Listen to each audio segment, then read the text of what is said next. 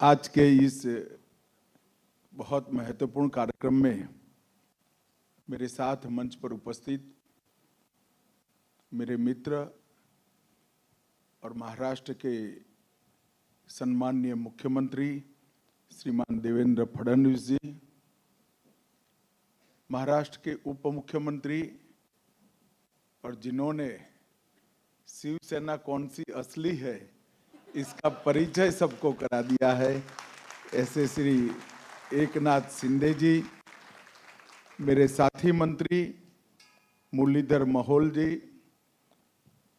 महाराष्ट्र विधानसभा के अध्यक्ष श्रीमान राहुल नार्वेकर जी, उद्योग मंत्री श्री उदय सामंत जी, श्री आशीष शेलार, सांस्कृतिक मंत्री महाराष्ट्र मंगल प्रताप लोढ़ा जी, कौशल विकास और रोजगार मंत्री, और आज जिनके निमंत्रण पर मैं आया हूं और जिनकी अध्यक्षता में कार्यक्रम हो रहा है, ऐसे श्री ललित गांधी जी और उनकी टीम को मैं बहुत बहुत बधाई देना चाहता हूं।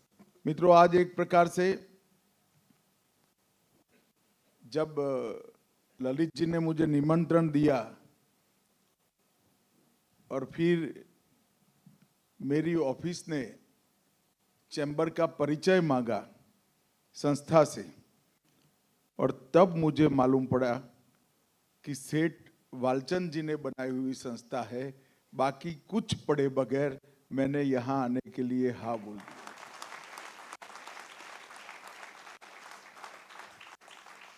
क्योंकि वालचंद जी ने अपने जीवन में जिस चीज की शुरुआत की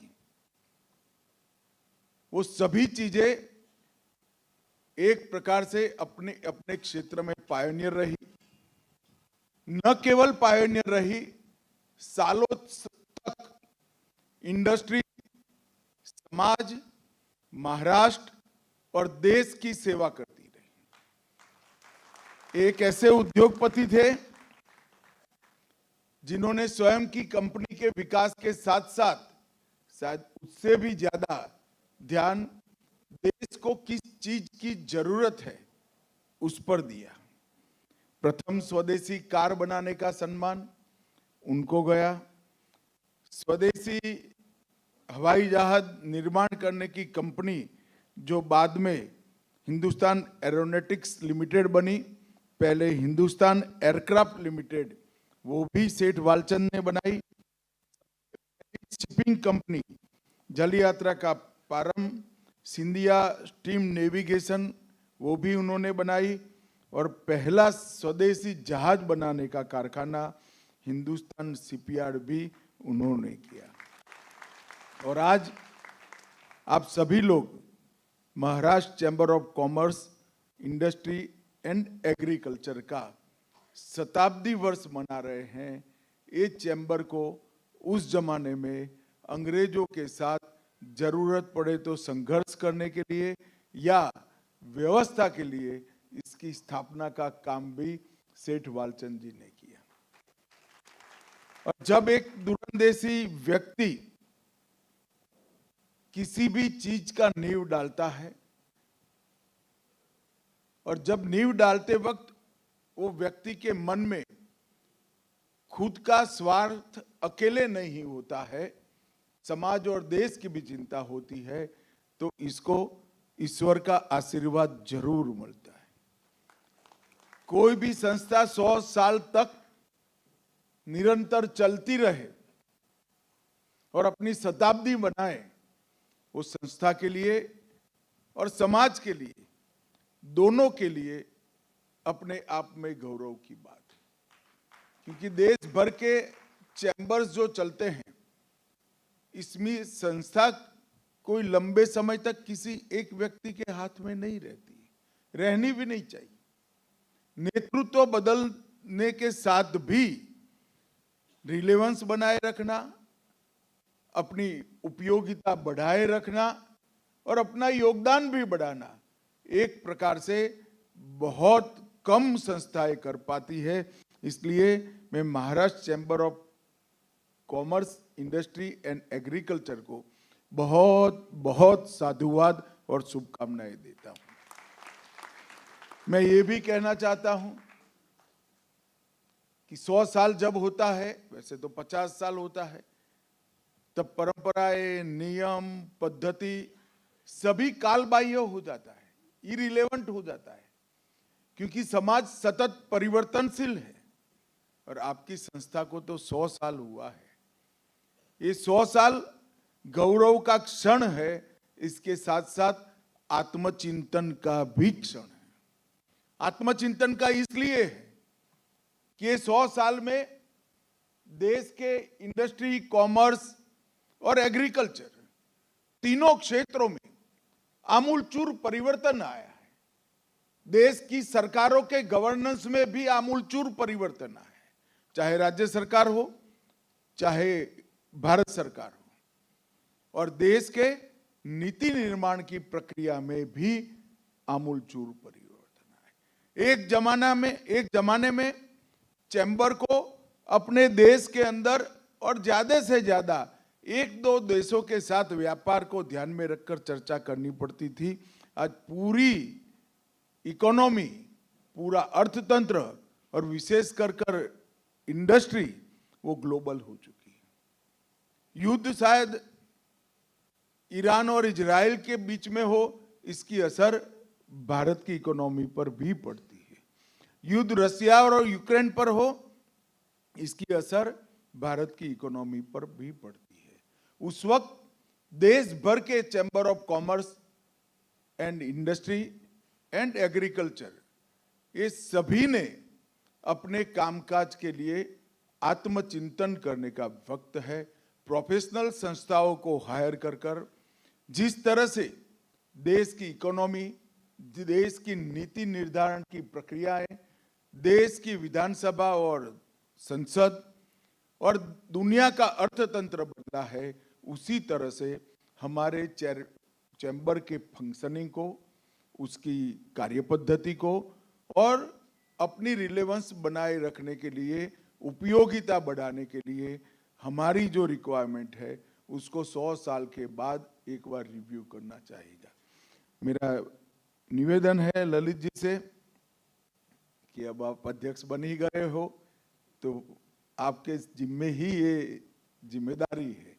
और मित्रों, आज एक शुभ दिन और भी है कि आप लोग आपके नए कार्यालय में, मुख्यालय में, इसका भी उद्घाटन यहीं पर हुआ है। मैं चैम्बर के सभी जुड़े हुए संस्थाओं को, मेंबर्स को और चैम्बर को स्वयं बहुत बहुत शुभकामनाएं देता हूं कि आप आगे आने वाले 100 साल में आपका योगदान इतना ही बढ़ाते रखिए और आगे बढ़िए। देश की पराधीनता के वक्त 1927 में चैम्बर की स्थापना हुई और आज देश दुनिया का 4थे नंबर का अर्थतंत्र बन गया है, तब आपका शताब्दी वर्ष है। ये चैम्बर ने इतना बड़ा परिवर्तन का काल देखा है कि हम हमारे फैसले खुद नहीं करते थे, किसी और देश की संसद के बनाए हुए कानूनों पर हम निर्भर थे। उस जमाने से लेकर आज दुनिया का 4था अर्थतंत्र बने हैं और 6ठे से 5वें आने की प्रक्रिया में जिन्होंने हम पर राज किया वो इंग्लैंड, 200 साल जिन्होंने राज किया, इसको पीछे छोड़कर आज हमारा भारत आगे निकला। और ये पूरी प्रक्रिया के एक प्रकार से आप साक्षी हो। फिक्की के स्थापक सदस्य के रूप में भी आपको हमेशा याद किया जाता है। ढेर सारी चीजें मैंने ध्यान से पढ़ा, महाराष्ट्र के विकास में हर चीज है, इसमें चैम्बर ने कभी ना कभी किसी को पत्र लिखा है। आज मुझे भी एक पकड़ा दिया है, मगर फाइल की शुरुआत तो ऐसे ही होती है भाई। निर्णय चाहे कोई भी करो, मगर चैम्बर ने कोंकण रेलवे मांगने का जब साहस किया, तब ये असंभव सा काम था, आज कोंकण रेलवे पूरी होकर महाराष्ट्र के विकास में जुटी। यही भूमिका है कि भविष्य की जरूरियातों को ध्यान में रखकर विजन का उपयोग कर शासन के पास नीतियों की मांग करना, कानून की मांग करना और इंफ्रास्ट्रक्चर विकास की मांग करना। और चैम्बर ऑफ कॉमर्स का ये भी काम है कि ट्रेड, इंडस्ट्री और एग्रीकल्चर, ये तीनों की जो तकलीफें हैं इसे शासन को भली भांति परिचित कराते रहना। और मुझे लगता है कि 100 साल ये काम बहुत अच्छे से हुआ है। मित्रों, अभी अभी मोदी जी की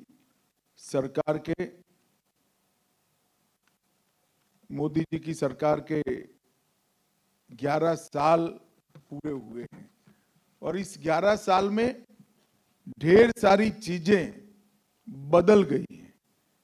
देश में आमूलचूर परिवर्तन आया है। हम जब मोदी जी की सरकार बनी तब दुनिया के अर्थतंत्रों की तालिका में 11वें नंबर पर थे। आज हम 4थे नंबर पर है और मैं आपको विश्वास दिलाता हूं 2027 के पहले, 27 के वित्तीय वर्ष के पहले हम 3रे नंबर की अर्थव्यवस्था भी बनेंगे। हर क्षेत्र में बहुत बड़ा परिवर्तन लाने का काम प्रधानमंत्री नरेंद्र मोदी जी की सरकार ने किया है। मैं आज यहां पर आया हूं तब विशेष बात आपको महाराष्ट्र की ही करूंगा। ढेर सारी उपलब्धियां, डिजिटल लेन देन से लेकर, स्टार्टअप से लेकर, एविएशन के एयरपोर्ट बढ़ाने से लेकर 25 प्रकार के गिनते गिनते थक जाएंगे। और अगर ये मैं बोलने जाऊंगा तो कोई 25-30 मिनट में मेरी बात समाप्त नहीं होगी। 7 दिन की भागवत सप्ताह बिठानी पड़ेगी मगर मेरी बात समाप्त होगी। मगर अब मैं आज महाराष्ट्र की बात करने आया हूं।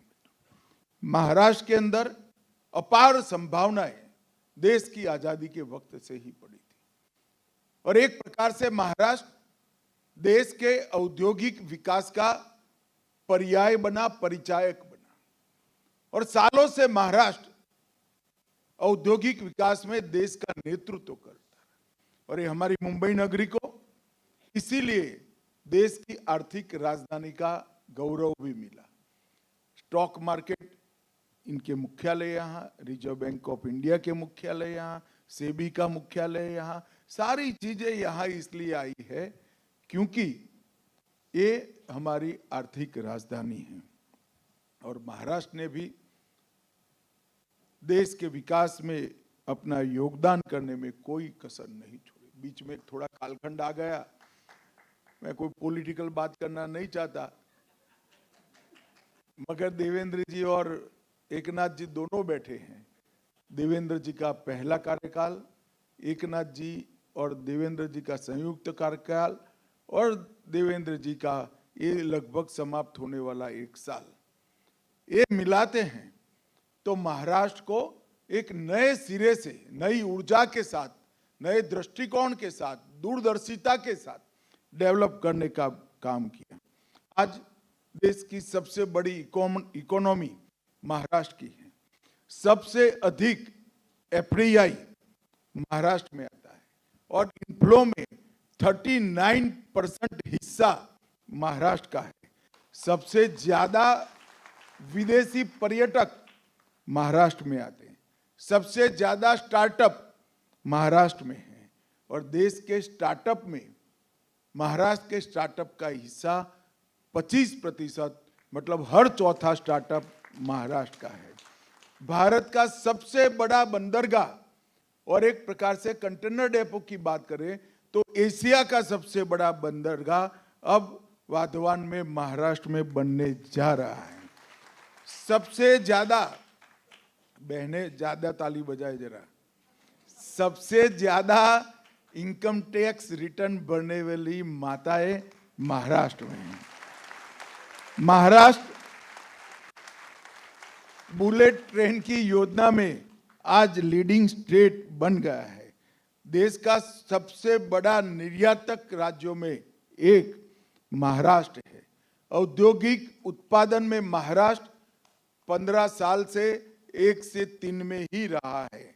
और मुंबई, मैं जरूर कहना चाहूंगा मित्रों, मुंबई एक प्रकार से मेरे जैसे व्यक्ति को डर लगता था कि मुंबई का आने वाले दिनों में क्या होगा। बढ़ती जाती आबादी, पुराने जर्जर घर, झोपड़पट्टियों का अंबार और ट्रैफिक की समस्या का कोई रास्ता नहीं सूझता था। मैं मेरे साथी महाराज के मुख्यमंत्री देवेंद्र जी को बहुत बहुत बधाई देना चाहता हूं।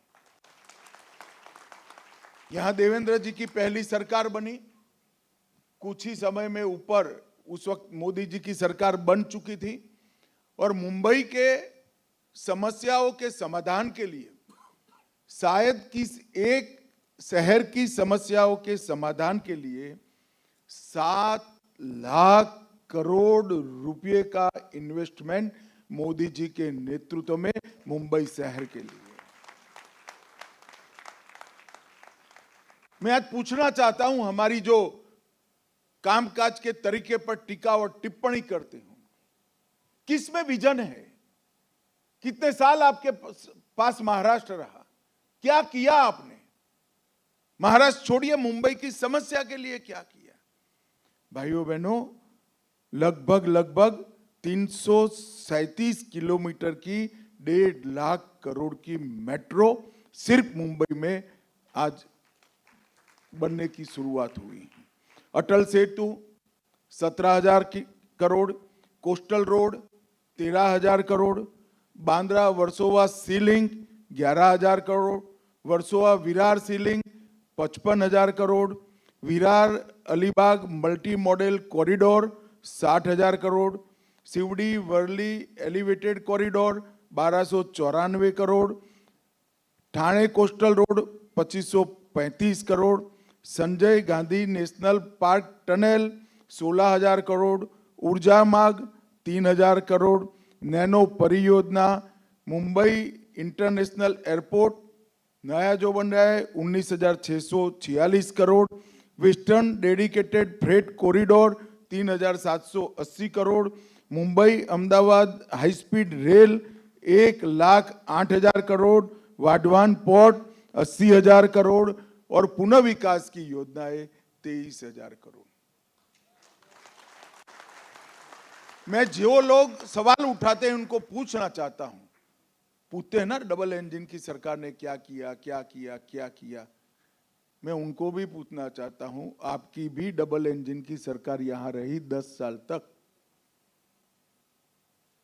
ऊपर सोनिया मनमोहन की सरकार थी, शरद पवार जी इसमें मंत्री थे और यहां पर भी यूपीए की सरकार थी।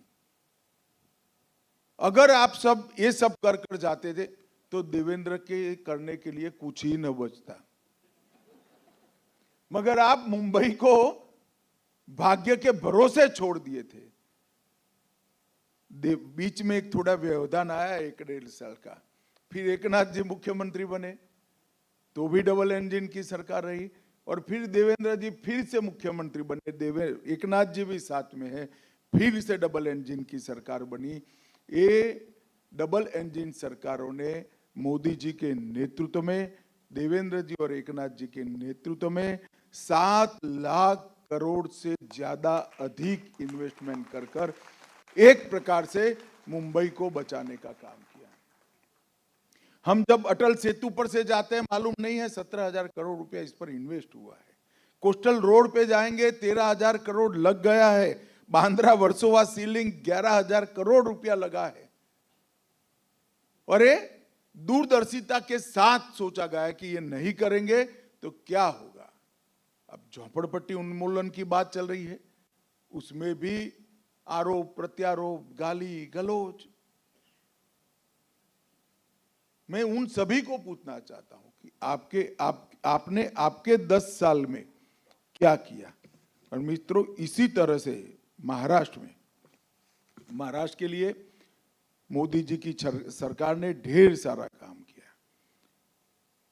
11 वंदे भारत ट्रेनें शुरू हुई, 128 रेलवे स्टेशनों को नया बनाया गया। मुंबई महानगर क्षेत्र पूरा, पुणे और नागपुर, इसमें मेट्रो नेटवर्क का विकास किया। शिरडी और सिंधुदुर्ग में नए हवाई अड्डे बनाए। मुंबई कोस्टल रोड आगे में बचा ही चुका हूं, वाधवान बंदरगाह बता, बैन गंगा नल गंगा इंटरलिंक परियोजना भी शुरू की और इसको 85,000 करोड़ से आने वाले दिनों में 10 साल में पूरा किया जाएगा। 2200 करोड़ रुपया खड़कवासला बांध से फुरसुंगी तक 34 किलोमीटर लंबी सुरंग बनाने का प्रस्ताव। पुणे कोल्हापुर हवाई अड्डों पर नए टर्मिनलों का भवन। 200 करोड़ से पालघर में बहुउद्देशीय बंदरगाह। 13,000 करोड़ के निवेश से टाटा पावर के साथ 2800 मेगावाट का बिजली का कारखाना। लॉजिस्टिक पार्क 673 करोड़ की लागत से। विदर्भ के सूखाग्रस्त क्षेत्र के लिए 11,000 करोड़ की परियोजनाएं। 11 औद्योगिक कॉरिडोर जो करे, इसमें से भारत सरकार ने 3 महाराष्ट्र को दिए। मोदी सरकार ने दीघी पोर्ट औद्योगिक क्षेत्र को भी मंजूरी दी। 60,000 करोड़ से समृद्धि महामार्ग बनाया और 12 टेक्सटाइल पार्क में से 7 महाराष्ट्र को दिए। देश में कुल 12 टेक्सटाइल पार्क बने, उसमें से 7 महाराष्ट्र को दिए। वर्धा, हिंगोली, लातूर, ठाणे, पुणे, सांगली और कोल्हापुर। मित्रों, मैं जब राजनीति की शुरुआत की थी तब महाराष्ट्र के अंदर किसानों की आत्महत्या को देश भर में इसकी चर्चा होती है। क्या, क्यों महाराष्ट्र में इतने किसान? कई कमीशन बने, कई रिपोर्ट हुई, कई सरकारें आई और गई। पहली महायुति की सरकार आई, हमने जलयुक्त शिवार बनाए और अब दूसरी बीच में एकनाथ जी की सरकार आई और अब तीसरी सरकार आई।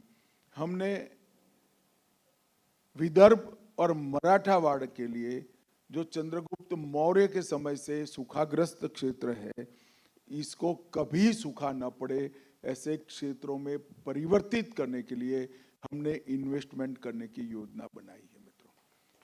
तब जाकर किसानों की आत्महत्या समाप्त होती है। न एग्रीकल्चर पानी के बगैर चल सकता है, न इंडस्ट्री पानी के बगैर चल सकती है, और एग्रीकल्चर और इंडस्ट्री नहीं चलती तो ट्रेड का सवाल ही पैदा नहीं होता है। मगर हम जब काम करते हैं तब ये सारी चीजों पर हमारा ध्यान नहीं होता है। ये तभी होता है जब समस्या के मूल में जाकर कोई चिंता करने वाला व्यक्ति होता है।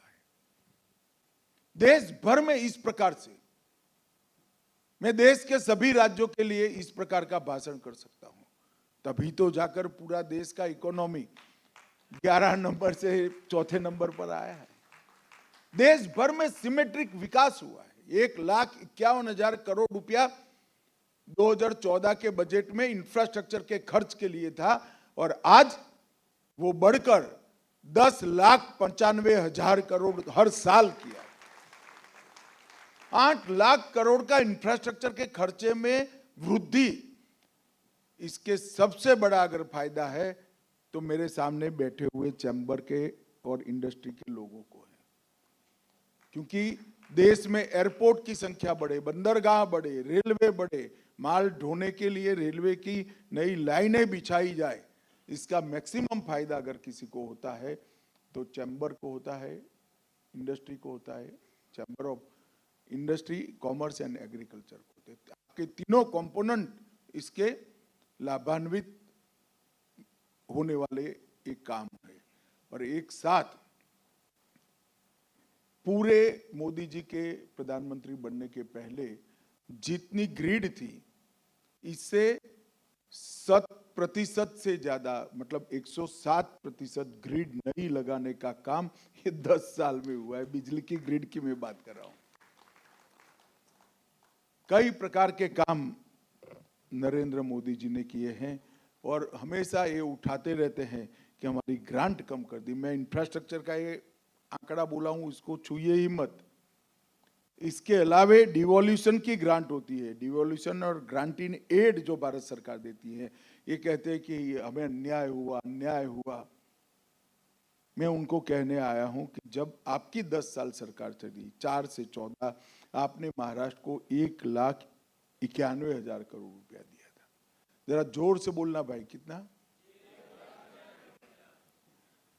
और नरेंद्र मोदी जी ने 14 से 24 में 1,91,000 को बढ़ाकर 7,82,000 करोड़ रुपया देना।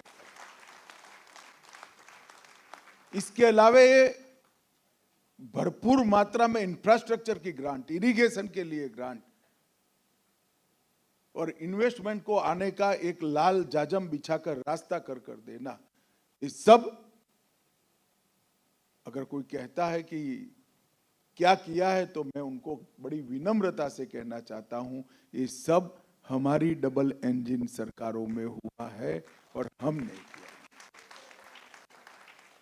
और ये रास्ता मोदी जी ने निश्चित किया। प्रधानमंत्री बनने के बाद आज 11 साल हो गए। 11 साल में संचालिका बहन जी कहती थी हमारे पासपोर्ट का वैल्यू बढ़ गया है। वो अकेली नहीं कहती है, जो विदेश जाता है वो सभी को मालूम पड़ेगा कि भारत का पासपोर्ट देखते ही मोड़े पर बड़ा स्माइल आता है और स्वागत का भाव आता है। वो इसलिए हुआ है कि नीति निर्धारण में हमने ढेर सारे परिवर्तन किए। सिर्फ नीतियां नहीं बनाई, नीतियों के इम्प्लीमेंटेशन में दिन रात मेहनत लगी। और नरेंद्र मोदी जी ने, भले सरकार हमारी हो या विपक्ष की हो, टीम भारत की कल्पना की है कि भारत का विकास राज्य और केंद्र दोनों मिलकर ही कर सकते हैं। और रचनात्मक भाव के कारण आज देश बहुत आगे बढ़ रहा है। उसी वक्त आपका शताब्दी का वर्ष है मित्रों, और इस शताब्दी के वर्ष में आप लोग नए भवन में भी प्रवेश कर रहे हो। मेरा आप सबसे आग्रह है कि चैम्बर की नीतियों में भी, कार्य पद्धतियों में भी, और चैम्बर के अंदर नया ब्लड आए, इसके लिए भी जरूर बैठकर सोचना, विचार करना। और इसी तरह से चैम्बर 100 साल और महाराष्ट्र और देश की सेवा करता रहे, ऐसी मेरी बहुत बहुत शुभकामनाएं। धन्यवाद, आभार। भारत माता